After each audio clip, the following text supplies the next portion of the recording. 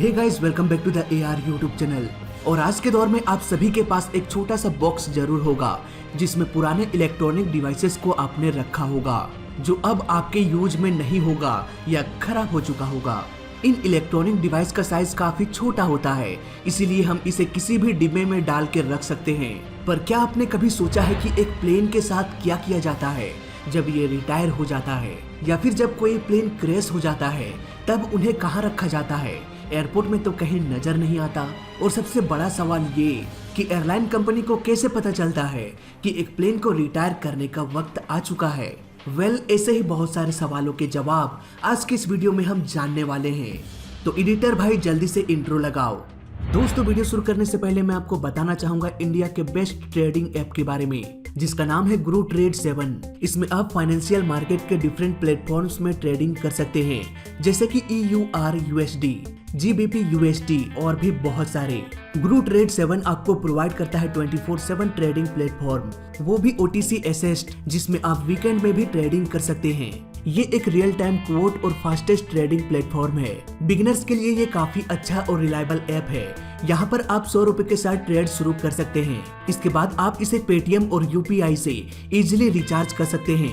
यहाँ पर रजिस्टर करते ही आपको फ्री डेमो अकाउंट मिल जाएगा। तो इंतजार किस बात की, जल्दी से जाओ और गुरु ट्रेड 7 को डाउनलोड करो। लिंक आपको डिस्क्रिप्शन में मिलेगा। दोस्तों, कुछ दिनों पहले कोझिकोड का प्लेन हादसा आप सबको याद ही होगा। इस हादसे में एयर इंडिया एक्सप्रेस कई टुकड़ों में बिखर गया था। इसके बाद इस प्लेन को टोटल लॉस डिक्लेयर कर दिया गया, यानी कि इस प्लेन का कोई भी पार्ट दोबारा से यूज नहीं किया जाएगा और न ही किसी पार्ट को रिपेयर किया जाएगा। टोटल लॉस डिक्लेयर करने के बाद भी अगर इसके पार्ट को कोई दूसरे प्लेन में यूज किया जाता है तो बोइंग या एयरबस जो प्लेन को बनाती है वो इंश्योरेंस क्लेम नहीं करेगा। इन केस अगर प्लेन के साथ कोई हादसा हो जाए तब। ऐसे केस में जब तक इन्वेस्टिगेशन कंप्लीट नहीं हो जाता तब तक प्लेन के पार्ट्स को रखा जाता है। ज्यादातर घटना स्थल पर ही प्लेन के पार्ट्स को रखा जाता है। मे भी एयर इंडिया एक्सप्रेस का मलबा भी अब तक वहीं पर होगा जब तक कि इन्वेस्टिगेशन कंप्लीट ना हो जाए। इन्वेस्टिगेशन के बाद मेटल पार्ट्स को हो सकता है KG के भाव से बेच दिया जाएगा।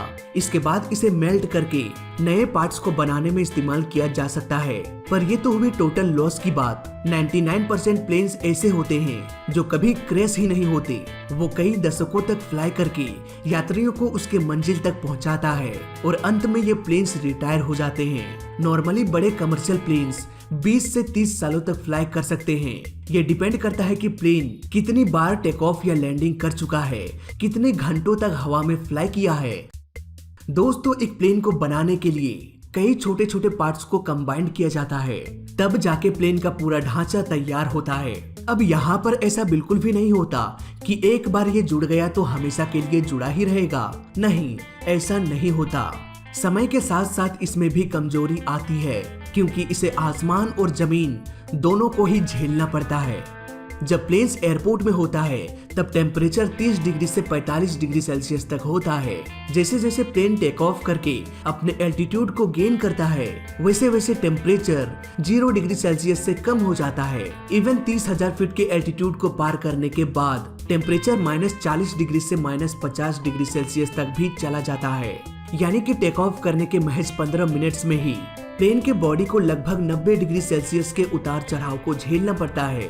इसके अलावा हाई एल्टीट्यूड में एयर प्रेशर भी बेहद कम होता है प्लेन के कैबिन के कंपैरिजन में, और इसी प्रेशर डिफरेंस के कारण प्लेन के अंदर की एयर बाहर निकलने के लिए प्लेन के बॉडी को धक्का देता है। ठीक वैसे ही जैसे कि एक बलून में भरा हुआ गैस प्रेशर डिफरेंस के कारण बाहर निकलने की कोशिश करता है। एक प्लेन हर रोज टेक ऑफ के बाद एयर प्रेशर के डिफरेंस को झेलता है और 90 डिग्री सेल्सियस के उतार चढ़ाव को भी झेलता है। इसलिए एक लंबे समय के बाद इसका ढांचा कमजोर होने लगता है। इसी कमजोरी का एक एग्जाम्पल आपने अलोहा एयरलाइन के केस स्टडी के दौरान देखा होगा। 28 अप्रैल 1988 में प्लेन का रूफ ही उखड़ के अलग हो गया जब ये हाई एल्टीट्यूड पर फ्लाई कर रहा था। इसीलिए समय समय पर प्लेन्स को रिटायर करना जरूरी हो जाता है ताकि अलोहा एयरलाइन जैसा हादसा दोबारा से ना हो। अब यहाँ पर एक और टर्निंग पॉइंट आता है। दोस्तों, आप एक बाइक को 15 सालों तक चला सकते हैं, इसके बाद वो भी रिटायर हो जाता है। इंडिया में ऐसा ही रूल है, लेकिन मेरे घर का जो बाइक है वो 20 साल पुराना है। रेगुलर मेंटेनेंस के कारण वो बाइक अब भी रनिंग कंडीशन में ही है। प्लेन्स के साथ कुछ ऐसा ही किया जाता है। DC-3 का ही एग्जाम्पल ले लेते हैं। इस प्लेन को 1935 में बनाया गया था और करीब 86 सालों के बाद भी आज भी ये प्लेन फ्लाई करता है। हालांकि ये छोटा प्लेन है, इसीलिए ये अधिक एल्टीट्यूड पर फ्लाई नहीं करता। ऐसे में इस तरह के छोटे प्लेन्स को टेम्परेचर और एयर प्रेशर का प्रभाव उतना नहीं पड़ता। अब आप में से बहुत से लोग ये सोच रहे होंगे कि ये तो छोटा प्लेन है, उड़ता होगा कहीं 10-20 हजार फीट के एल्टीट्यूड में बिंदास, कोई प्रॉब्लम तो है नहीं इसको। दोस्तों यहाँ पर आप गलत हैं, क्योंकि ये है बोइंग B-52। इस प्लेन को 1952 में बनाया गया था और लगभग 70 सालों के बाद अब भी ये प्लेन फ्लाई करता है, और 10-20 हजार फीट के एल्टीट्यूड पर नहीं बल्कि 40,000 फीट के एल्टीट्यूड में फ्लाई करता है। करीब 70 साल होने को चला इस प्लेन को, फिर भी ये प्लेन रनिंग कंडीशन में है। वहीं बात करें फर्स्ट जनरेशन बोइंग 737 की, तो ये प्लेन भी करीब 54 सालों के बाद भी फ्लाई करता है।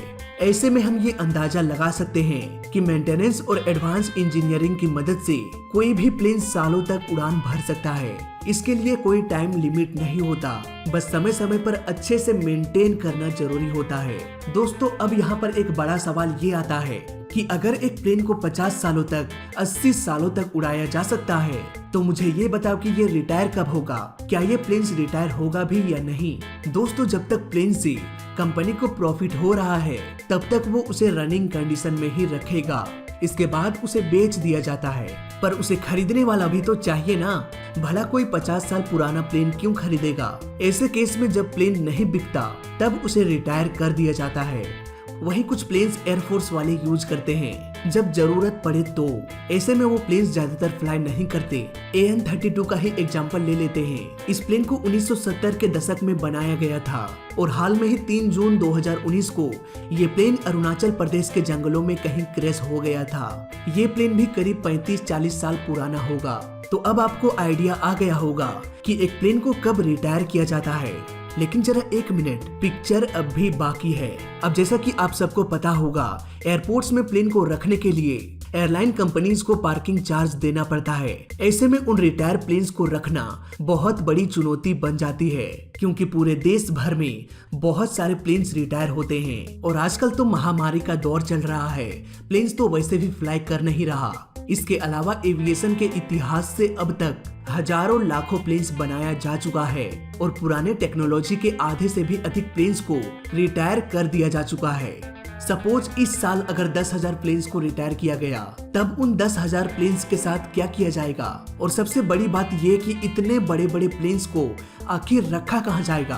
क्या रिटायर होने के बाद भी उन्हें पार्किंग चार्ज देने की जरूरत है?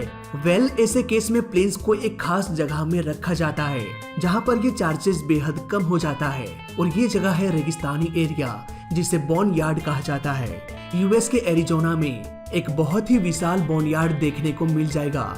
यहाँ पर करीब 5 से 10,000 प्लेन्स को रखा जाता है। ऐसे में आप अंदाजा लगा सकते हैं कि इसका पार्किंग एरिया कितना बड़ा होगा। अगर आप एक छोर से दूसरी छोर में देखेंगे तो आपको बस प्लेन्स का ही समंदर दिखाई देगा। इतने सारे प्लेन्स को एक विशाल रेगिस्तान में सुनसान छोड़ दिया जाता है। रेगिस्तानी एरिया होने का एक फायदा ये हो जाता है कि यहाँ पर बारिश बेहद कम होती है, हवाओं में नमी भी बहुत कम होती है, जिसमें प्लेन्स में जंग लगने का खतरा टल जाता है और ये प्लेन्स लंबे समय तक रेगिस्तान में खड़ा रह सकते हैं। लेकिन आखिर कब तक इन प्लेन्स को रेगिस्तान में इस तरह से लावारिस छोड़ा जाता है? क्या किया जाता है इन बूढ़े प्लेन्स के साथ जो एक समय में हीरो थे लेकिन अब जीरो हो चुके हैं? यहाँ से इन बूढ़े प्लेन्स की दूसरी कहानी शुरू होती है। आगे की कहानी हम जानेंगे अगली वीडियो में। तो वीडियो अच्छा लगा तो लाइक कर देना, बुरा लगा तो डिसलाइक कर देना, और दोनों ही केस में चैनल को सब्सक्राइब कर देना, क्योंकि इस चैनल में सीखने के लिए बहुत कुछ है। तो मैं मिलता हूँ आपसे अगली वीडियो में, तब तक के लिए देखते रहिए और सीखते रहिए। जय हिंद, वंदे मातरम।